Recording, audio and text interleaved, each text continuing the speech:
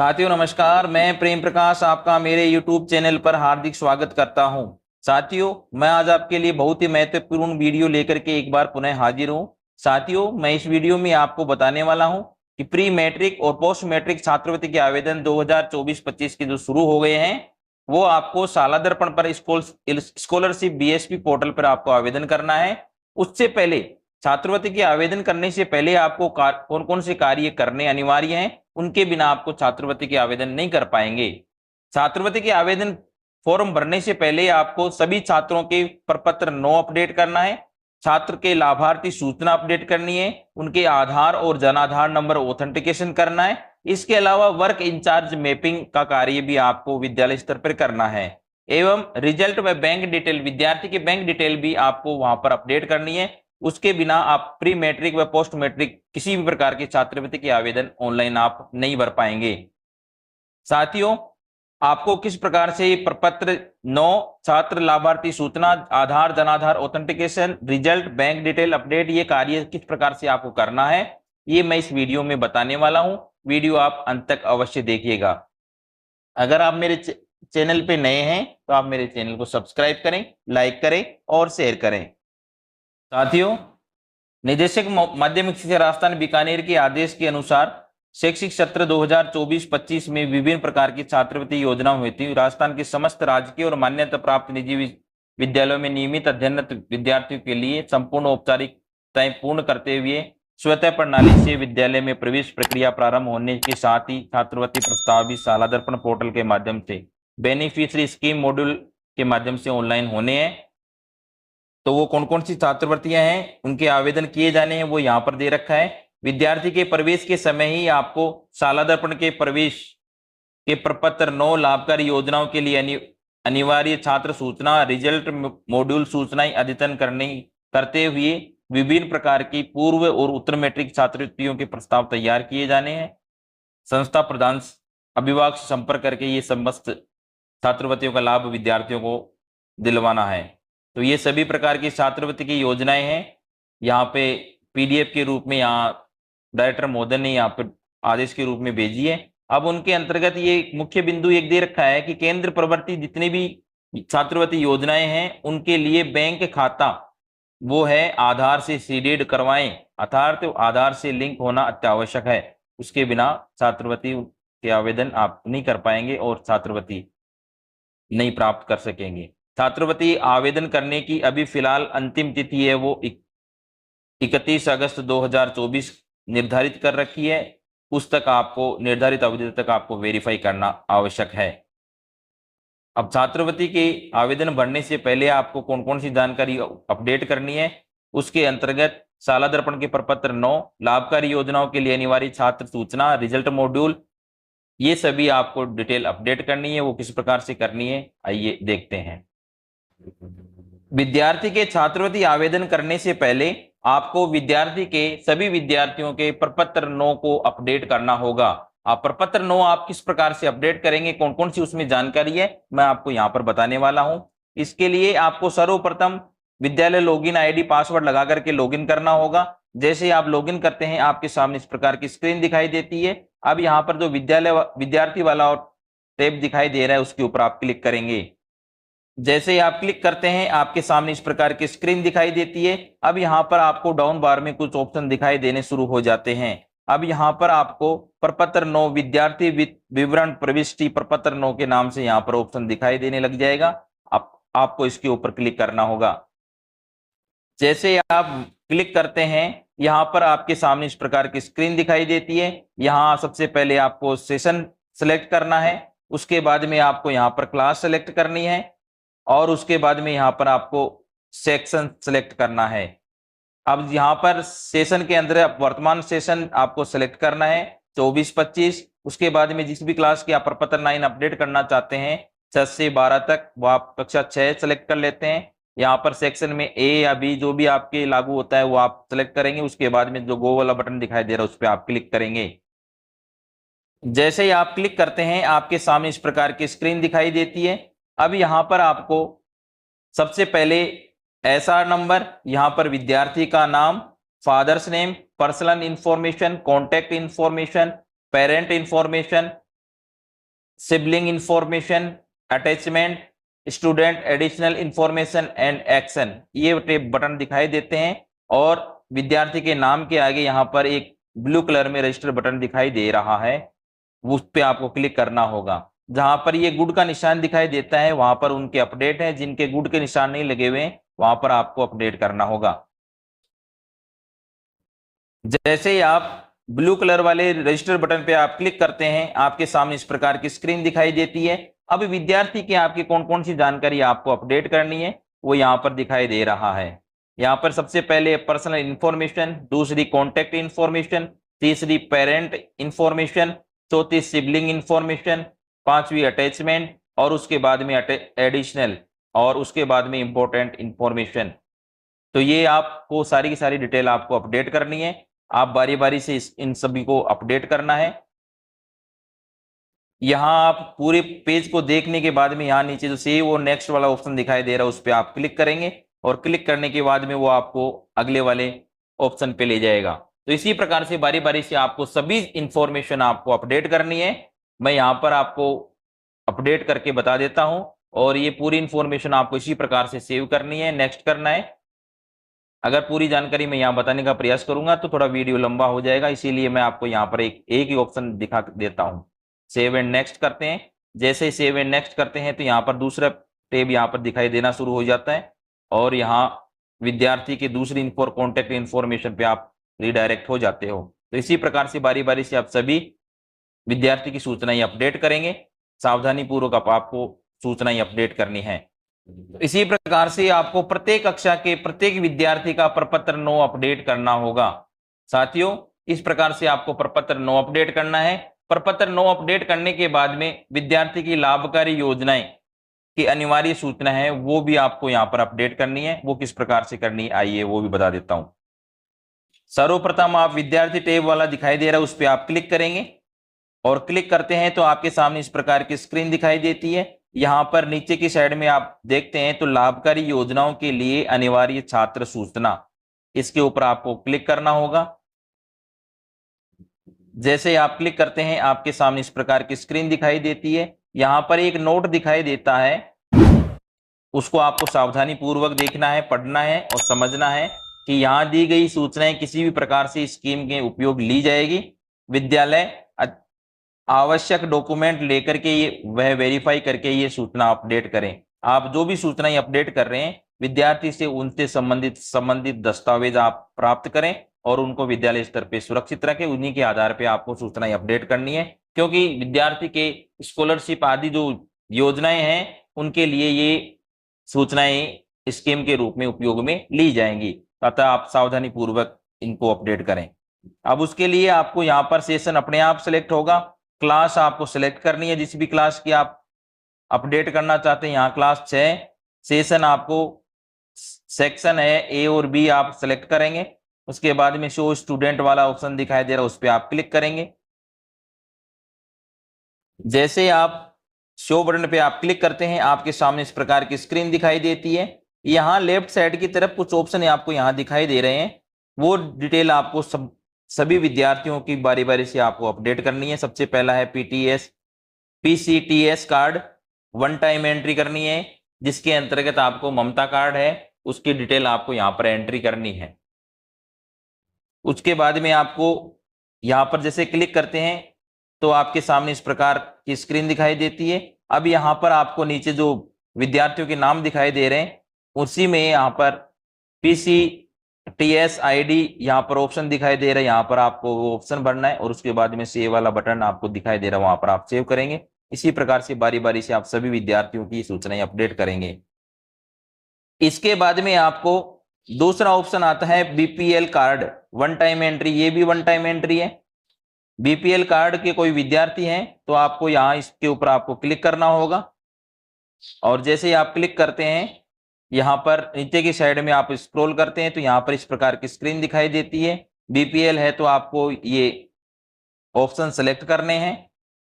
यहाँ सबसे पहले विद्यार्थी का नाम आता है, उनका जेंडर आता है, उसके बाद में बीपीएल स्टेटस आता है। यहाँ पर 3 ऑप्शन दिखाई दे रहे हैं, नॉट एप्लीकेबल, स्टेट बीपीएल और सेंटर बीपीएल। जो भी आपके ऊपर लागू होता है वो आप यहाँ पर फिल करेंगे। जैसे स्टेट बीपीएल है तो स्टेट बीपीएल पे करेंगे। जैसे स्टेट बीपीएल पे आप क्लिक करते हैं तो बीपीएल आईडी के लिए जो ऑप्शन है वो यहाँ पर लिखने के लिए यहाँ ऑप्शन खुल जाता है, और यहाँ पर बीपीएल डेट, बीपीएल आईडी और उसके बाद में एक्शन वाले बटन पे सेव पर आप क्लिक करेंगे। तो इसी प्रकार से प्रत्येक विद्यार्थी की सूचना आपको यहाँ पर बीपीएल की अपडेट करनी है। BPL card one time entry के बाद में आपको छात्रवृत्ति के लिए जो वार्षिक आय है वो भी आपको यहाँ पर एवरी ईयर एंट्री करनी है, यहाँ पर आपको अपडेट करनी है। विद्यार्थी से आय घोषणा पत्र लेना है और उसके आधार पर यहाँ पर आपको आय यहाँ पर एंट्री करनी है। इस पे क्लिक करेंगे। जैसे ही आप क्लिक करते हैं नीचे की साइड में आपके यहाँ इस प्रकार की स्क्रीन दिखाई देनी शुरू हो जाती है। यहाँ पर विद्यार्थी का नाम आता है, उसके बाद में ईयर आता है, जेंडर आता है और एनुअल इनकम यहाँ पर आपको फिल करनी है। टैक्स पेयर है या नहीं है, यस और नो आपको यहाँ पर लिखना है, और उसके बाद में अपडेट वाला ऑप्शन दिखाई दे रहा है उस पर आप क्लिक करेंगे। इसी प्रकार से सभी विद्यार्थियों की आय आपको यहाँ पर अपडेट करनी है। वार्षिक आय है वो आप इनकम टैक्स पे ही सूचना प्रत्येक सत्र के प्रारंभ में ही आवश्यक रूप से यहाँ पर डॉक्यूमेंट लेके भरी जाए। यहाँ पर ये नोट लगा रखा है तो उसको आप अच्छी प्रकार से देख लें और उसी के अनुसार कार्रवाई करेंगे। उसके बाद में आता है EWS card every year entry. EWS अगर कोई है तो आपको यहाँ पर इस पे क्लिक करना है। जैसे ही आप क्लिक करते हैं यहाँ पर इस प्रकार की स्क्रीन दिखाई देनी शुरू हो जाती है। यहाँ पर आपके विद्यार्थी का नाम आता है, उसके बाद में जेंडर, उसके बाद में EVS स्टेटस, यहाँ यस और नो आपको सिलेक्ट करना है। अगर EVS है तो आपको नो, बाकी आपको यस करना है। जैसे ही आप EVS पे यस पे क्लिक करते हैं तो यहाँ पर EVS आईडी आपसे मांगी जाती है, यहाँ फिल करनी है। उसके बाद में EVS डेट आपको फिल करनी है और उसके बाद में सेव वाला ऑप्शन दिखाई दे रहा है उसके ऊपर आप क्लिक करेंगे। अगर EVS नहीं है तो आप नो बटन पे क्लिक करेंगे और सेव बटन पे आप क्लिक करते जाएंगे। इसी प्रकार से प्रत्येक विद्यार्थी की सूचना आपको अपडेट करनी है। उसके बाद में अगला ऑप्शन आता है cleaning occupation one time entry. तो यहाँ पर आप क्लिक करेंगे क्लीनिंग ऑक्यूपेशन के अंतर्गत, और उसके बाद में आपको क्लीनिंग ऑक्यूपेशन का आपको ऑप्शन दिखाई दे रहे हैं, उनको आपको सिलेक्ट करना है कौन से के अंतर्गत आपका विद्यार्थी आता है। आप उसमें से आपको जब इस पे क्लिक करते हैं तो आप इस प्रकार की स्क्रीन सामने दिखाई देती है, उसमें कई प्रकार के ऑप्शन दिखाई देते हैं। उनमें से जो आप पे लागू होता है वो विद्यार्थी पे आपको सेलेक्ट करना है, जैसे हाथ से मेला ढोने, ट्रेनर या फ्लेशर, चर्म शोध से संबंधित हो, कचरा बीनने वाली हो, बीनने का काम करते हो, जोखिम के कार्यों में लगे हुए हो। तो इस प्रकार से ये 4-5 ऑप्शन है, उनमें से आपको सेलेक्ट करना है जो आप पे लागू होता है। अगर नहीं वो लागू होता है तो आपको सेलेक्ट करने के बाद में सेव बटन पे आपको क्लिक करना होगा। उसके बाद में आता है CWSN कैटेगरी, जिसके अंतर्गत आपको वन टाइम एंट्री करनी है। CWSN की भी प्रत्येक विद्यार्थी की करनी है। यहाँ पर आप क्लिक करेंगे। जैसे ही आप क्लिक करते हैं आपके सामने इस प्रकार की स्क्रीन दिखाई देती है। यहाँ पर CWSN टाइप आपसे पूछा जाता है, जिसमें आप सेलेक्ट करते हैं तो इसमें आपको ऑप्शन दिखाई देने शुरू हो जाते हैं। यहाँ पे अंधता, अल्पदृष्टि, शरणबाधित, चलन निशक्तता, स्वैशील, ऑटिज्म, बौद्धिक अक्षमता, वाक एवं भाषा निशक्तता, जो भी किसी प्रकार की विकलांगता, दिव्यांगता है तो वो आपको यहाँ पर सिलेक्ट करना है, और सिलेक्ट करने के बाद में आपको यहाँ पर सेव वाला बटन दिखाई दे रहा है उस पर आपको क्लिक करना है। और जो व्यक्ति केवल ये एंट्री केवल दिव्यांग विद्यार्थियों की ही की जानी है, बाकी की आपको इसकी एंट्री नहीं करनी है।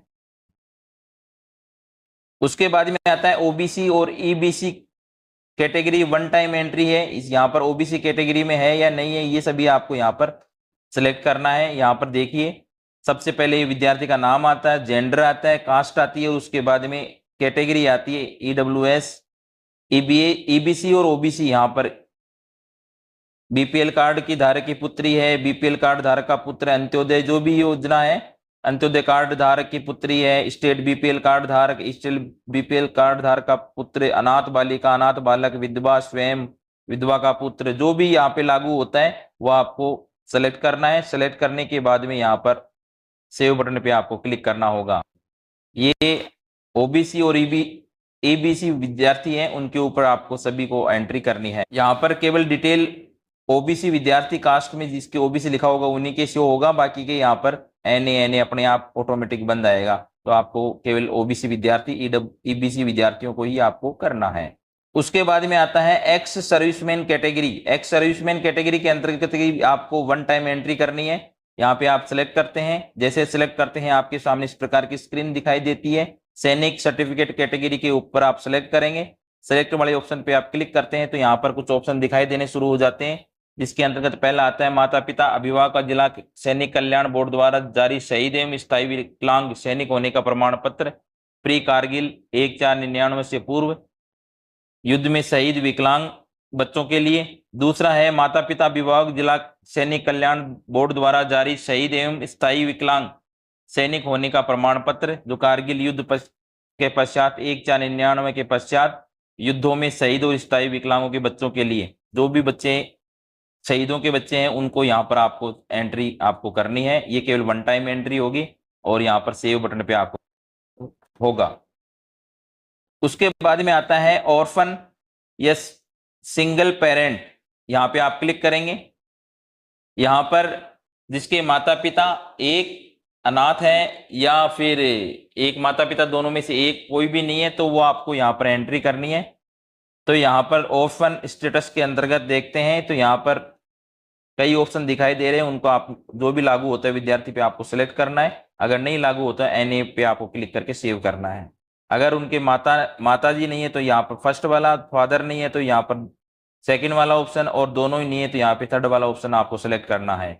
और बाकी जिनके माता पिता दोनों जीवित हैं उनके लिए NA पे आपको क्लिक करना है, सेव बटन पे आपको क्लिक करके सेव करना है।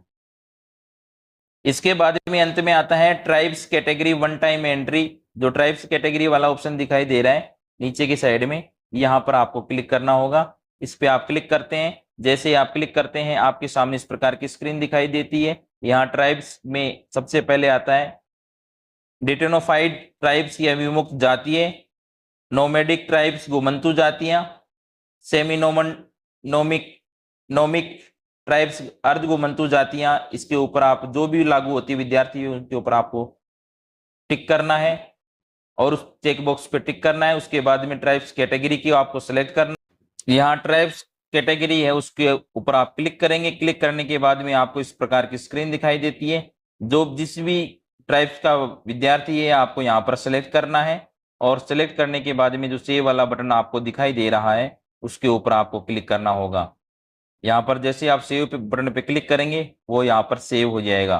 तो इस प्रकार से साथियों आपको विद्यार्थी की लाभकारी योजनाओं की अनिवार्य सूचना है वो आपको सभी विद्यार्थियों की अपडेट करनी है। इसके बिना विद्यार्थी की आवेदन आप छात्रवृत्ति के आवेदन नहीं भर पाएंगे। इसके बाद में आपको विद्यार्थी के आधार जनाधार ऑथेंटिकेशन का कार्य आपको करना है, जो क्लास टीचर की स्टाफ लॉगिन आईडी से आपको किया जाना है। उससे संबंधित मैंने वीडियो पूर्व में बनाया हुआ है, मैं इसका लिंक डिस्क्रिप्शन बॉक्स में आपके इस वीडियो के साथ में अटैच कर दूंगा। आप वहां जाकर के उस वीडियो की सहायता से आप आधार जनाधार ऑथेंटिकेशन का कार्य कर सकेंगे। आधार जनाधार ऑथेंटिकेशन प्रपत्र 9 एवं लाभकारी योजनाओं को की सूचना अपडेट करने के पश्चात आपको विद्यालय स्तर पर छात्रवृत्ति प्रभारी बनाने के लिए भी आपको कुछ कार्य मैपिंग का कार्य किया जाना है। तो वो किस प्रकार से करेंगे? वर्क इंचार्ज मैपिंग के लिए आपको कार्मिक वाला ऑप्शन दिखाई दे रहा है, उसके ऊपर आपको क्लिक करना होगा। यहाँ कार्मिक पे आप क्लिक करेंगे। जैसे ही आप क्लिक करते हैं आपके सामने इस प्रकार की स्क्रीन दिखाई देती है।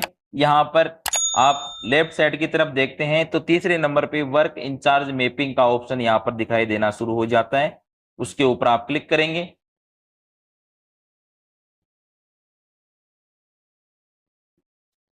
जैसे ही आप क्लिक करते हैं आपके सामने इस प्रकार की स्क्रीन दिखाई देती है।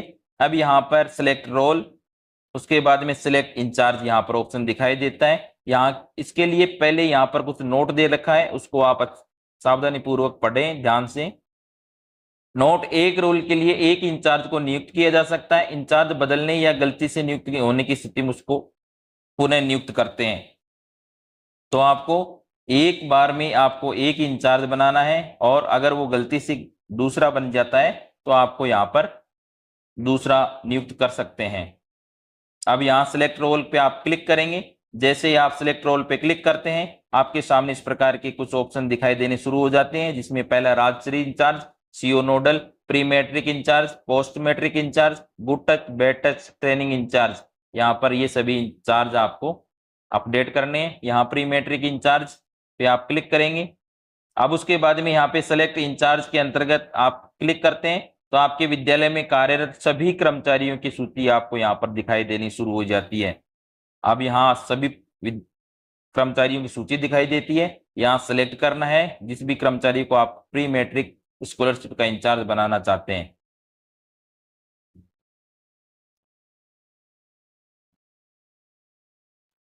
यहाँ ऐड वाला बटन दिखाई दे रहा है, उसके ऊपर आपको क्लिक करना होगा। जैसे ही आप क्लिक करते हैं, आपके द्वारा जिसको सिलेक्ट किया गया है वो आपको उसके लिए यहाँ पर पॉपअप दिखाई देता है, आर यू श्योर, तो यहाँ पर ओके करेंगे। ओके पे क्लिक करते हैं तो इंचार्ज एडेड का यहाँ पर ऑप्शन दिखाई देना शुरू हो जाता है और यहाँ पर नीचे स्क्रीन दिखाई देनी शुरू हो जाती है। यहाँ पर जो भी इंचार्ज है वो यहाँ पर दिखाई देने शुरू हो जाते हैं। जिसके आगे डीएक्टिव लिखा हुआ है उनको हटा दिया गया है, वो पहले इंचार्ज थे। अब एक्टिव जिसके आगे लिखा हुआ है वो आप वर्तमान में इंचार्ज हैं। और यहाँ एक्टिव को डीएक्टिव करने के लिए यहाँ पर डीएक्टिव का ऑप्शन दिखाई दे, उस पर क्लिक करके आप इनको डीएक्टिव भी कर सकते हैं। अब यहाँ पर देखिए प्री मैट्रिक इंचार्ज भी यहाँ पर सिलेक्ट किया हुआ है। यहाँ प्री मैट्रिक इंचार्ज भी यहाँ पर सिलेक्ट है, यहाँ पर एक्टिव भी है और उसको डीएक्टिव करने के लिए यहाँ रेड कलर का बटन दिखाई दे रहा है, उस पर आप क्लिक करेंगे और वहां से वो डीएक्टिव हो जाएगा और दूसरे स्टाफ साथी को आप सिलेक्ट करके इंचार्ज बना सकते हैं। साथियों, विद्यार्थी के जनाधार ऑथेंटिकेशन एवं ट्रांजैक्शन नंबर और उसकी मॉनिटरिंग रिपोर्ट आप देखने के लिए यहाँ पर जो नीचे ऑप्शन दिखाई दे रहा है यहाँ पर क्लिक करके उनकी रिपोर्ट भी आप चेक कर सकते हैं। और आधार जनाधार ऑथेंटिकेशन का कार्य क्लास टीचर की जो स्टाफ लॉगिन आईडी है उस पे दे रखा है, वहां से आप सभी विद्यार्थियों के आधार जनाधार नंबर है वो ऑथेंटिकेशन का कार्य कर सकेंगे।